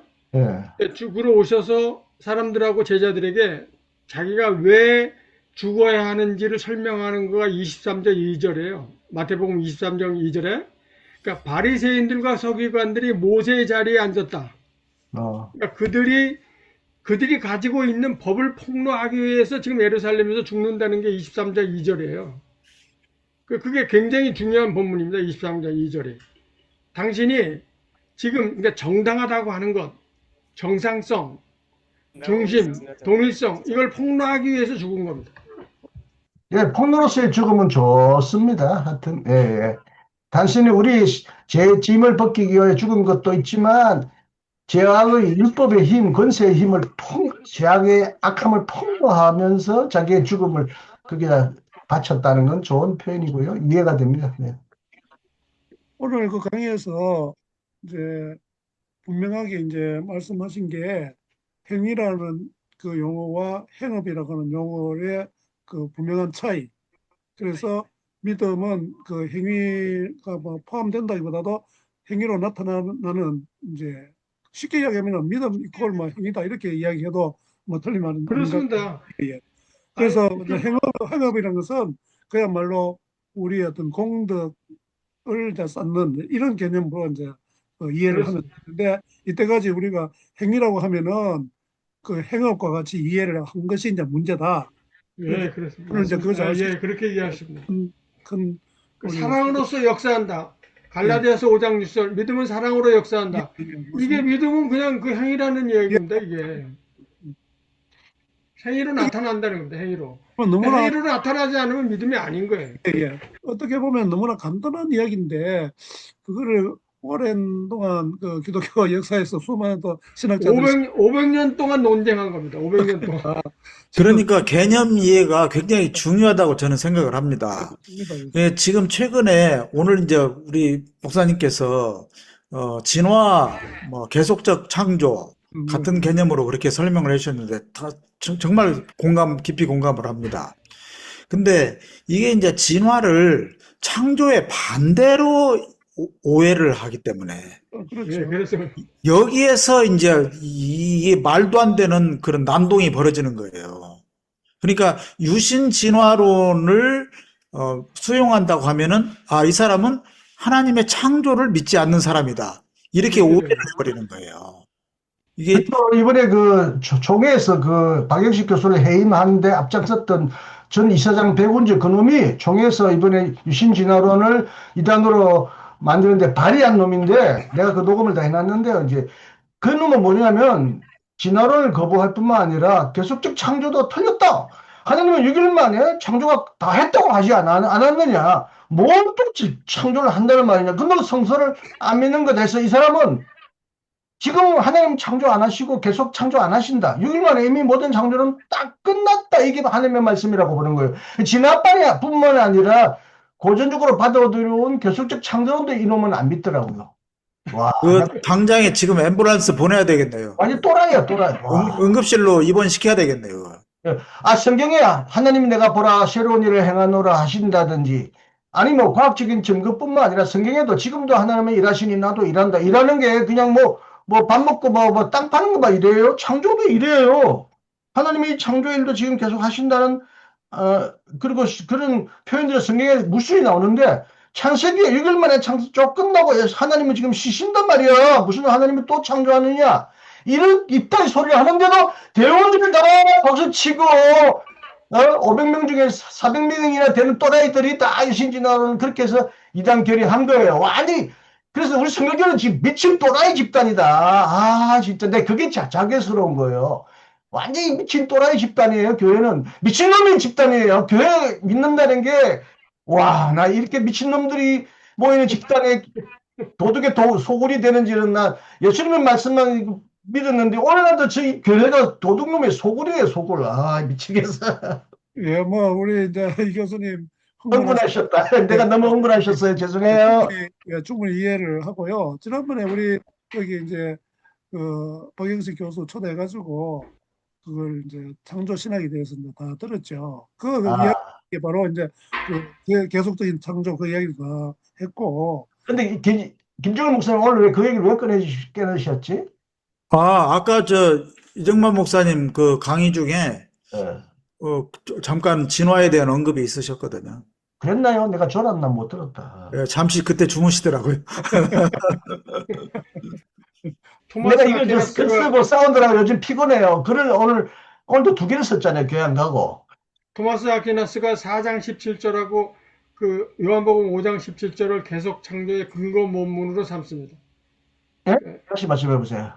토마스 아퀴나스가 네. 지금 로마서 4장 17절이요. 4장 17절이 뭐죠? 죽은 자를 살리신다고 하는 그럼 죽은 자를 살리신다는 구절하고 요한복음 5장 17절 아버지가 일하시니 나도 일하신다. 그래요. 그 두 가지를 계속 창조의 근거 본문으로 삼습니다. 제가 그 얘기 했잖아요. 하나님도 일하시네. 우리도 일한다. 네. 근데 이런 것들은 다 깡그리 무시하고 창세기 6일 창조 딱 하나만 가지고 하나님의 창조는 끝났다.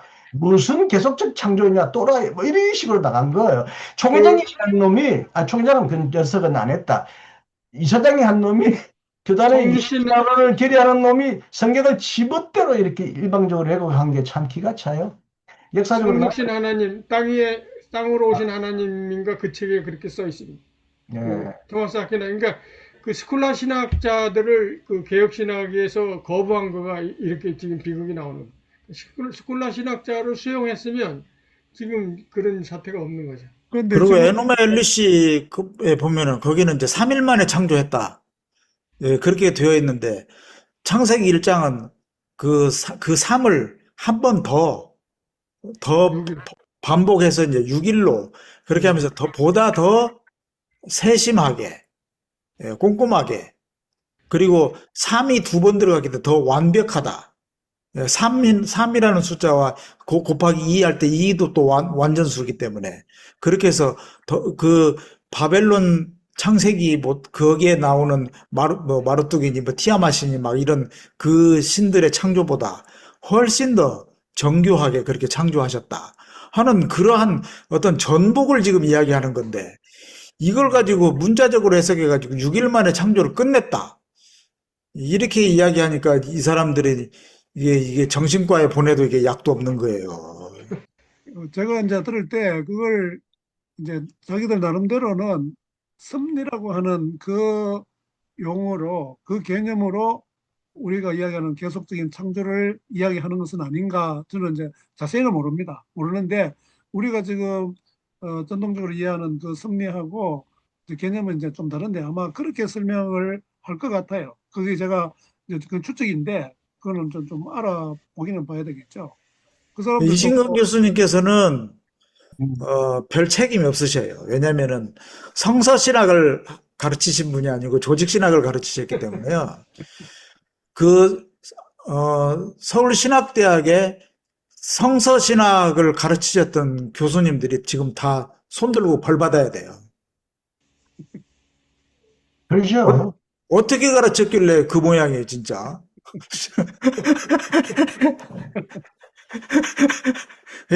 이신근 교수님은 책임이 없으셔요. 조직신학이니까. 책임이 누가 있고 간에 교회가 완전히 천박 그 똥보다 쓸모없는 존재가 똥도 쓸모가 있는데 교회가 제가 글을 오늘 아침에도 더 썼지만 교회가 신뢰 위기, 도덕성 타락 이게 위기가 아니라 복음의 위기가 더 크다. 그래서 복음의 위기는 완전히 현대인들은 어릴 때부터 학생들부터 어릴 때까지 100%가 아마 교회 학교에서는 진화론을 사실로 믿어왔거든요. 근데 그건 다 가짜야. 그러면 그놈들을 어떻게, 그래도 계속적 창조 유신 진화론을 가지고, 야, 그래도 그것 진화론은 하나님이 함께 하신 거야 하면서 이렇게 유도하면 되는데, 사실 진화론이 무신론의 무기는 아니지만, 무신론의 강력한 무기의 하나이처럼 해두르거든요. 그럼 진화론이 무신론의 도구가 아니라 하나님의 창조의 도구다 하고 이렇게 유도해서 교회를 인도하는 멋진 다리인데, 그 다리를 지가 스스로, 교회가 폭파해버렸어요. 그래야 지성인들을 설득할 가능성이 없고, 이제 교회는 폭망이에요, 폭망. 사업도 저렇게 하면 폭망이거든요. 세상에 사업도 사람들 살살살살 꼬시고, 유도하고, 맛보기도 주면서 이렇게 해야 식당이 잘 될 텐데, 야, 막 완전히, 어릴 때부터 개고기 먹고 온 사람은, 우리나라 개고기 비유는 안 좋습니다만은, 된장 먹고 온 사람은, 우리 사람들에게, 야, 된장은 그게 음식이냐, 똥이야, 음식이야, 똥이야, 피자가 음식이야 하고, 이제, 뭐, 된장을 똥처럼 취급해버리는 이런 사태와 비슷한데, 내가 흥분할까봐 이제 말 끊겠습니다. 그러니까 한 말씀만 드린다면요. 이제 진화 이야기가 나왔으니까 드리는 말씀인데요. 이것도 우리가 개념을 잘 이해를 하면 된다고 생각해요. 그러니까 진화는 명백한 사실이란 말이에요. 아니, 왜냐면 사실 안 믿는 거예요. 론이 아니라 진화 자체도 안 믿는 거예요. 네, 그러니까 그게 이제 또라이예요. 오래된 지층에서는 단순한 생물체가 나오는 것이 명백하고 최신 지층에서는 복잡한 그런 생물체가 나오는 것이 명백하단 말이에요. 이것을 진화라고 하는데 이것이 그럼 어떻게 해서 이렇게 된 것이냐를 규명하는 그런 논증이 진화론이란 말이에요. 그러니까 이제 갈릴레이가 그 망원경 후진 망원경을 가지고 목성에 위성이 4개가 있다는 것을 발견을 했어요. 이게 팩트란 말이에요. 그래서 이제 천동설이 무너져요. 그런데 지금 이제 어떤 또라이들이 나왔냐면 지금 그 목성의 위성이 190 몇 개라고 하더라고요. 예, 그러면 갈릴레이가 4개라고 했는데 갈릴레이 틀렸어. 그러니까 천동설이 맞아. 이렇게 말하는 또라이하고 똑같다 이 말이죠. 그러니까 저는 그래서 참 애석한 것이 뭐냐면 오늘도 이정만 목사님께서 이렇게 믿음, 행위, 행업, 공로 뭐 등등 해서 딱 개념 정리가 저는 되니까 너무너무 이제 이게 설명하기가 쉬워지고 딱 이해가 돼요. 그러니까 진화와 관련된 것도 딱 개념만 사실 분명히 그리고 유신 진화론도 이게 어폐가 있는 말입니다. 그건 맞는데요. 어쨌든 뭐 정확한 용어는 아니지만 그래서 진화적 창조론 이렇게 예, 이제 예, 예, 그 말이 맞아요. 그 오늘 말씀과 연관되면 바울도 그렇고 예수님도 그렇고 뭐 진화론이 인도 과학이 아니야. 믿음이야. 추론이야. 증거가 어딨냐. 그리고 그러면서 하나님의 말씀을 믿어야지 과학자를 믿냐 이렇게 얘기하면서 과학자를 믿는 건 하나님 말씀 믿는 것보다 더 큰 믿음이다 그랬어. 그래요. 내 믿음이 크다고요? 고맙습니다. 이랬는데요. 과학을 철저히 불신하는 거예요. 그런 것도 일단 문제지만 이 오늘 그 바울의 말씀은 우리가 언제 과학으로 혹은 그 지식으로 어렵게 된다고 들었어요? 무지로도 어렵게 되지 않지만 우리의 지식이 옳다고 해도 하나님은 그걸 보고 우리를 어렵고 어렵다 여기시지 않잖아요. 믿음으로 어렵게 여긴다고 했고 바울 틸리가 그랬어요. 신학으로 우리가 어렵게 되면 신학자들이 제일 어렵게요. 모두가 다 신학을 공부해야 되겠고요. 근데 우리가 지식으로 신학으로 어렵게 되는 게 아니라 믿음으로 어렵게 된다. 그 신학으로 어렵게 된다는 것도 또 하나의 일종의 법이잖아요, 법. 망할 법이잖아요. 그런 의미에서 그게 뭐 그렇게 중요해요. 사실은 사랑이 없는 게 믿음이 없고 사랑이 없어서 교회가 망하니까 이게 교회의 위기인데 솔직히 유신론을 믿든 안 믿든 그게 구원하고 무슨 상관이 있어요, 구원하고. 그게 무슨 2단, 3단하고 관계 있어요. 그게 참 화가 납니다. 예, 신정주 선생님 안녕하세요. 새로 들어오셨네. 마이크 여시고요. 예. 안녕하세요. 좀 처음 참석하셔서 예, 반갑습니다. 예, 좀 하실 저는 이야기가 있어서 이렇게 이제 화면도 켜시고 마이크 켜신 예, 것 같은데. 했어요. 예, 저는 처음 들어오셨어요. 그 전에 예, 들어오시는 예. 분. 아니요, 오늘 처음이고요. 예. 별 해는 밤 안 보셨습니다. 이거 윤동주 씨 같고 어디 계시고 평신도신가요? 저는 교회 떠난 지 오래됐어요. 잘하셨어요. 잘하셨어요. 잘하셨습니다. 아, 교회 떠났고, 페북 글을 보고 좀 제가 많이 공감이 돼가지고, 누구 걸요? 이승만 어, 목사님이세요? 예, 예, 예, 목사님. 목사입니다. 착하게 내 글인 줄 알고 착하겠네. 또 링크가 있어가지고 한번 타고 들어와 예, 봤어요. 예. 환영합니다. 예. 완전 예, 새로운 분이에요. 예? 완전 예, 새로운 분. 오늘 처음 그 들으셨어요. 예. 저는 지구촌 교회에서 신앙생활을 오래 했고요. 서울에요. 지구촌 교회에서. 예, 이동원 교회. 예. 예, 앞으로도 시간 되시면 들어오셔서 근데 진짜 왜 떠나셨어요? 참 진짜 궁금한데 그 짧게 말씀드리기 어려우면 하셔도 돼요. 설교를 못 듣겠더라고요. 괴로워요? 그리고 제가 하나님에 대해서 뭐 이렇게 어느 날, 하나님도 성경에 그리고 이런 것도 저는 제 신앙으로는 안 받아들여지는 거예요. 오케이, 맞습니다. 맞고요. 예. 그리고 이제 하나님도 어떤 우리가 상을 너무 가지고 있구나, 형상. 그것도 하나님이 우상이라고 말한 그 동일한 것 같고요. 맞습니다. 예, 맞습니다. 예. 그래서 뭐 교회 생활 안 해요. 이거 교회 안 나가는 게 훨씬 낫습니다. 교회는 망하는 집단이고, 오늘날 교회도 구원받을 수 있을까? 김근수 선생님이 그런 글을 썼어요. 교회도 구원받을 수 있을까? 교회는 구원의 여지가 없어요. 잘 떠나셨어요. 나도 예, 교회 그리고 떠난 거라 마음으로 사실 떠났어요. 지금 어디 계세요, 거기가? 고향이 저 어디예요? 위례예요. 네? 위례, 경기도 위례. 위례요. 위례. 성남 밑에 가깝네. 예, 예, 뭐 시간 되실 때 뭐 예. 계속 참석하셔서 예. 서로 이제 또 대화하고 토론하면은 예. 그 풍성해질 뭐 신앙이 또 회복도 되고 뭐 풍성해질 거라고 봅니다. 아까 신앙이 회복돼. 예, 아까 신앙 회복하지 마세요. 이거 신앙 회복하면 더 오히려 병들어요. 신앙 없이 사는 게 훨씬 나아요. 근데 지금 우리 이야기가 네. 살짝 경계선을 넘는 것 같아서요. 한 말씀 드려야 되겠습니다. 아니에요. 저는 넘었어요, 이미. 예. 요즘 이제 그 가난한 성도 소위 교회 안 나가시는 분들도 많이 있고, 예.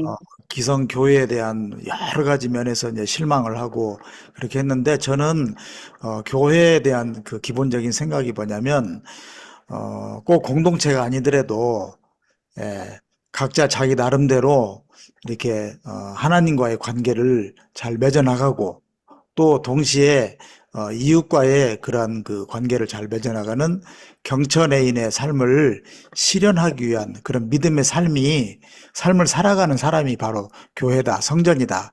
저는 그렇게 생각을 합니다. 그러니까 소위 말해 지금 너무나 타락하고 비지성적이고 좀 전문적인 용어로 하면 또라이 집단이 돼버려가는 그런 그 교회에서 괜히 고생하실 필요 없이 훨씬 더 넓은 은혜의 바다에서 헤엄을 치시고 거기에서 많은 고기를 낚으시면 좋다고 생각합니다. 우리도 교회죠. 두세 사람이 예, 중요해요. 그러니까요. 우리도 교회예요. 예. 잘 우리 오셨어요.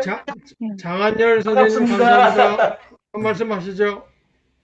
네, 오늘 조금 늦게 들어왔지만, 우리 이정만 목사님 그 아주 명쾌한 믿음과 행위에 대해서 이렇게 이해해서 너무 감사하고요. 또 이승건 우리 교수님이신가? 예. 네네. 예, 교수님, 저도 이제 그 성결교회지만, 아, 그래요? 네네. 목사님이에요? 평신도예요? 장로님. 장로입니다. 아, 네. 어디 네. 계세요? 실례지만. 울산에 있습니다. 아, 네. 울산. 한의사원장, 한의원. 총회에서 그런 결정을 내렸다 얘기를 너무나 가슴 아프고, 정말, 또 거기에 대해서 이렇게 의로운 분노를 내시니까 제가 좀 시원합니다. 사실은. 고맙습니다. 예.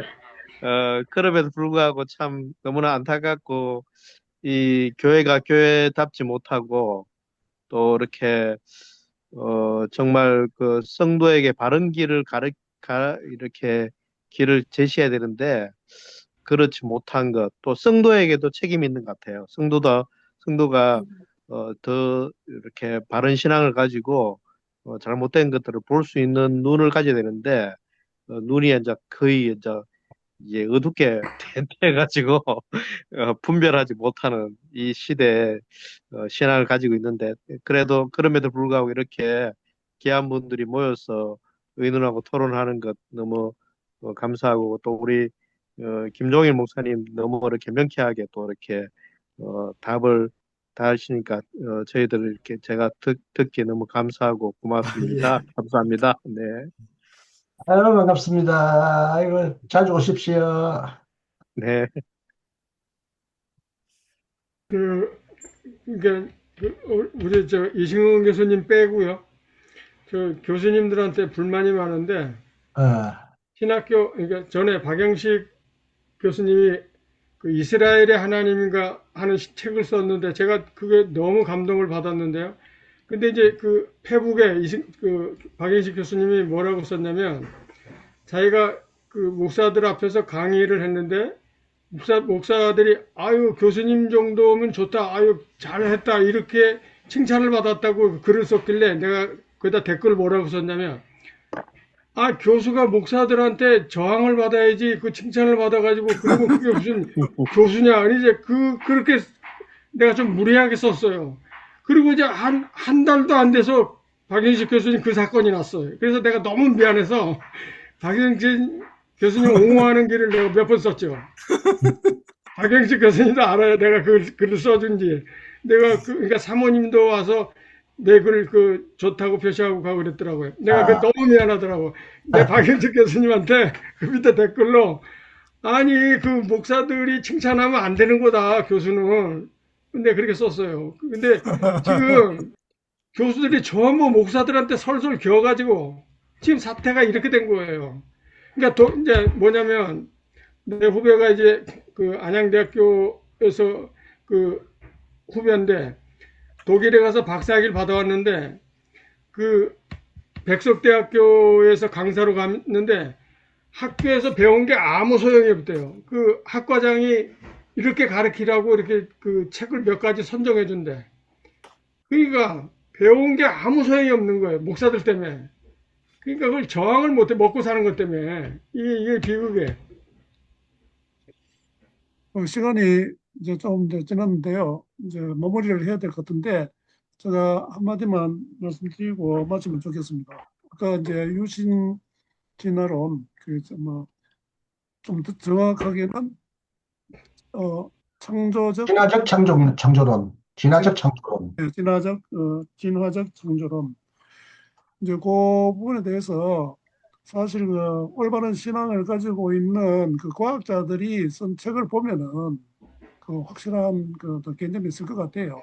대표적으로 우정학 교수가 이제 거기에 대해서 책을 또 많이 또 쓰시고 유튜브도 많이 이제 강의도 하시고, 그 다음에 또 이정모 그분은 어디 무슨 그 관장인가 그렇죠? 예, 예, 박물관 예, 예. 관장. 근데 그분도 유튜브에 보면 이제 그에 대해서 이제 이야기를 하는데, 예, 아주 샤프해요, 그분이. 예, 예. 그런 걸 재밌고, 예, 보면은 진짜 그 목사님들이 그런 걸 다 보고 진짜 개과천선을 해야 될 것 같아요. 완전히 그 패러다임을 바꿔야지. 우리 김정일 그 목사님은 일찌감치 그걸 이제 그냥 회심을 해가지고 예, 지금 예, 뭐. 유신론적 진화론을 갖다가 아주 이제 옹호하고 있는데, 그런데 저도 유튜브 하다 보니까 이제 진화론에 관한 유튜브를 검색해 보니까 8개는 진화론을 공박하는, 비난하는 유튜브가 훨씬 더 많아요. 예, 그리고 창조과학회 회원들이 돌아다니면서 교인들을 세뇌시키잖아요. 근데 예, 유신진화론 전도사는 없고요. 유튜브에서도 이미 밀렸어요. 완전히 진화론을 까는 거짓된 정보가 넘쳐나요. 이런 것이 예, 아마 너무, 평신도들에게 예, 영향을 준 것 같아. 예, 너무 이제 안타까운 이제 사실이고 현실인데, 우리가 이 문제는 우리는 다 이게 이제 그 공감이 되는데, 이거를 또 한번 기회가 되면은 또 좋은 강사님 또 초청해서 강의를 들어보는 것도 괜찮겠다 하는 생각은 드는데, 뭐 또 고민을 좀 해봐야 될 것 같습니다. 어쨌든 오늘 우리 이 목사님 아주 명쾌한 어떤 그 강의를 해주셔서 갈수록 더 기대가 되고 많은 또 도움을, 성경을 이해하는 데 도움을 남장은 장이죠. 5장은 정말 논란이 많습니다. 5장이 가장 정말 논란이 많은데 거기에 아이고, 예, 알았어. 거기에 제가 좀 진짜 중요한 진술을 할 것도 있고 그렇습니다. 예.